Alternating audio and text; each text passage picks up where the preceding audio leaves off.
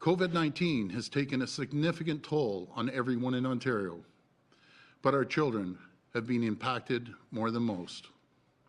The pandemic has disrupted their lives. It's taken away their ability to go to school, to see friends, to connect with each other.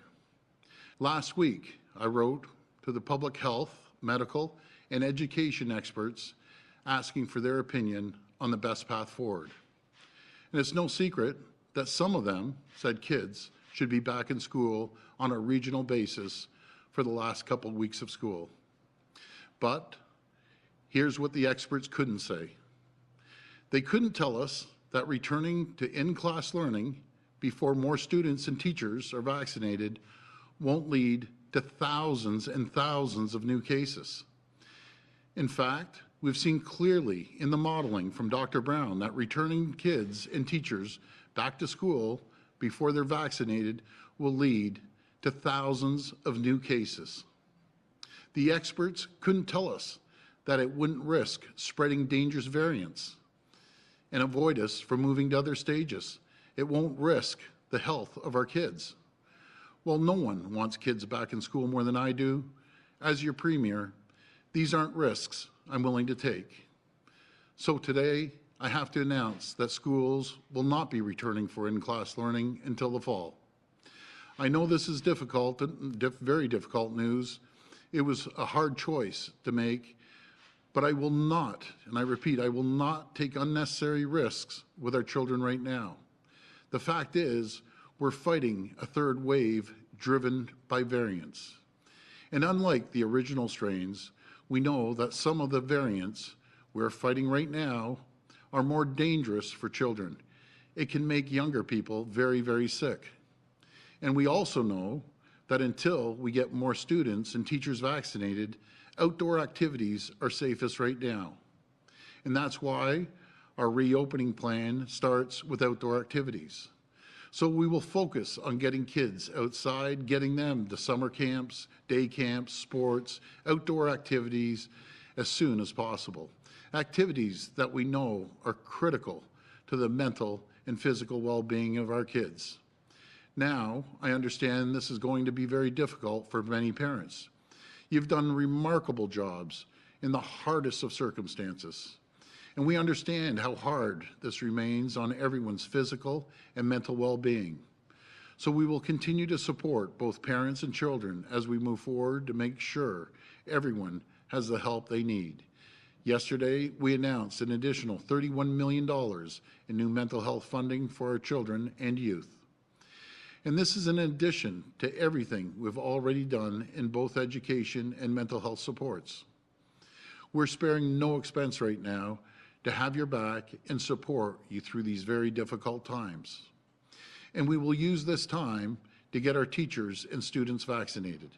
We'll use this time to continue investing in ventilation in our schools, because the decisions we make today will help us ensure a safe summer. And most importantly, a safe and normal return to school in September. And I want to say directly to all our kids in Ontario, kids, I know this has been very, very hard on each and every one of you. I know it's been hard adjusting. You miss your friends, you miss school, you miss your sports and activities, and you're sick and tired of all this. I get it. I can't imagine what it's been like for you. I don't think that adults, we can really fully appreciate what it's been like for our kids. I assure you, it's not lost on me. And that's why I want schools to host in-person outdoor graduation events and other opportunities for you to meet with your friends and reconnect outside before the end of the year.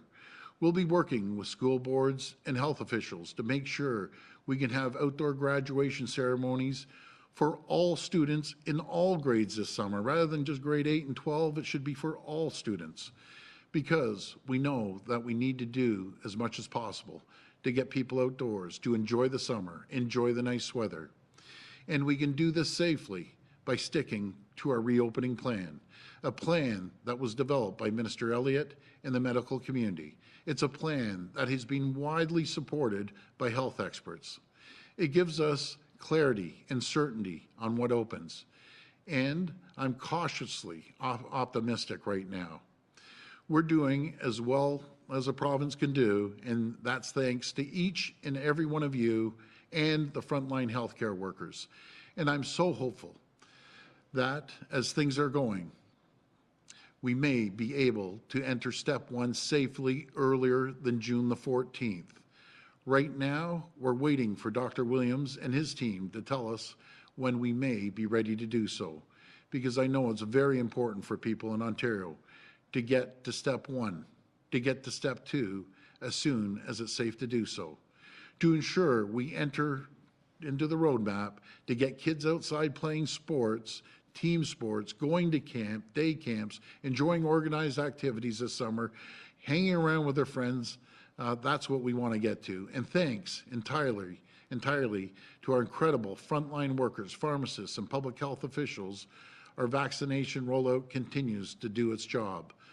And these are really staggering numbers, folks. Over 9.2 million vaccinations have been delivered, and that number is increasing each and every day. We're now offering second doses to our most vulnerable and are on pace to fully vaccinate everyone who wants to be by the end of this summer.